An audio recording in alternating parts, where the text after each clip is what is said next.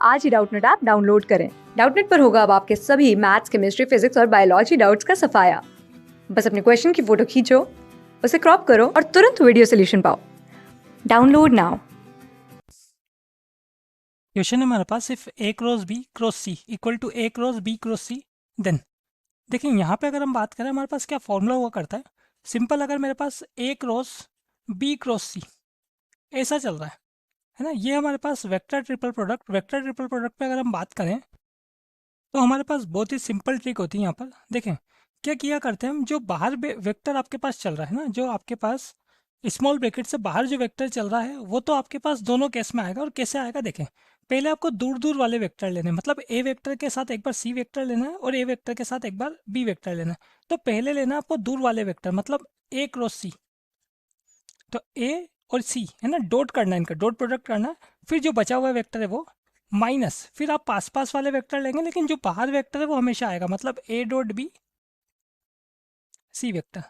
Clear, simple सी trick है हमारे पास। यहाँ पर जो बाहर वेक्टर है उसका दोनों के साथ डॉट प्रोडक्ट करना है, लेकिन पहले किसको लेना है, पहले लेना है जो उसके दूर चल रहा है, जो उसके दूर की तरफ चल रहा है उसको, फिर माइनस करके जो पास में वेक्टर चल रहा है वो लेना है। और पीछे की तरफ कौन सा वेक्टर नोट करना है, पीछे की तरफ आपको वो वेक्टर नोट करना है जो बचा हुआ है, ठीक है, जिनका डॉट प्रोडक्ट नहीं हुआ। क्लियर। अब देखें यहाँ पे हम बात करें, जो इक्वेशन हमको गिवन है ना, इस इक्वेशन को ये दोनों तरफ इसको सॉल्व करते हैं।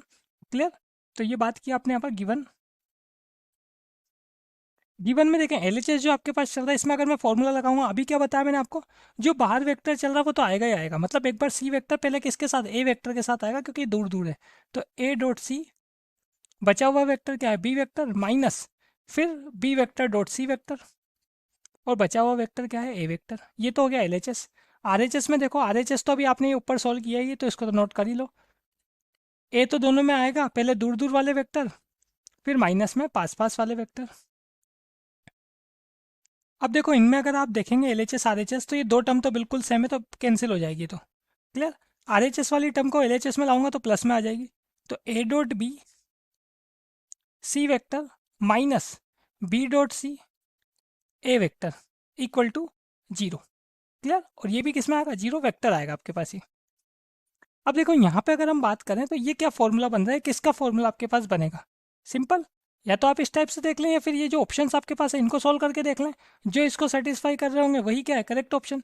तो दोनों ऑप्शन हमारे पास है। देखें फर्स्ट मैं तो क्या करता हूँ, डायरेक्ट ये जो इक्वेशन आई है यहीं से फॉर्मूला बनाता हूँ।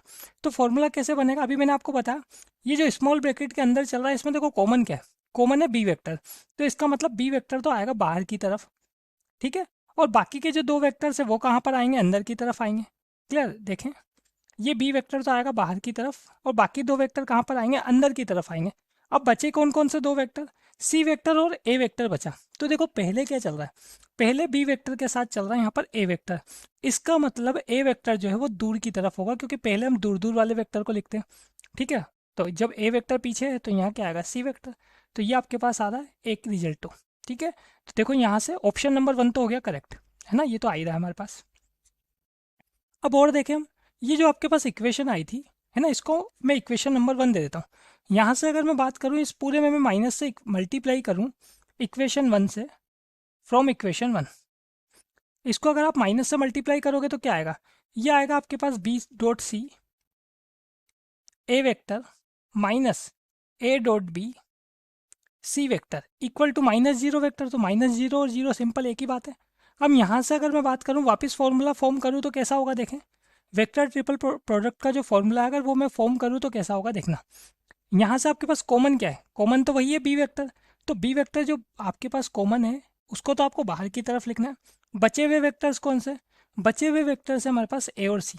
तो देखो पहले यहाँ क्या चल रहा है, पहले चल रहा है आपके पास सी वेक्टर, तो इसका मतलब ये दूर की तरफ होगा, तो ये दूर की तरफ चल रहा है।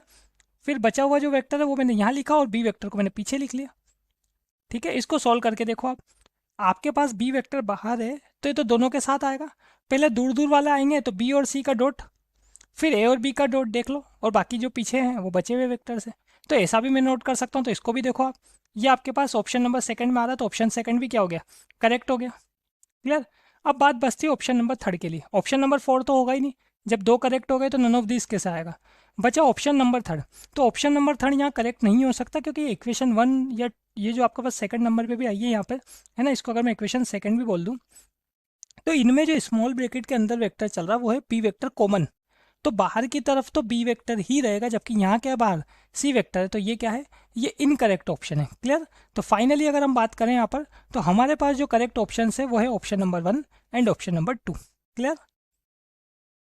क्लास 6 से 12 से लेके नीट, IIT, जेई मेंस और एडवांस के लेवल तक 10 मिलियन से ज़्यादा स्टूडेंट्स का भरोसा। आज ही डाउनलोड करें डाउटनेट ऐप या व्हाट्सएप कीजिए अपने डाउट्स 8400 400 400 पर।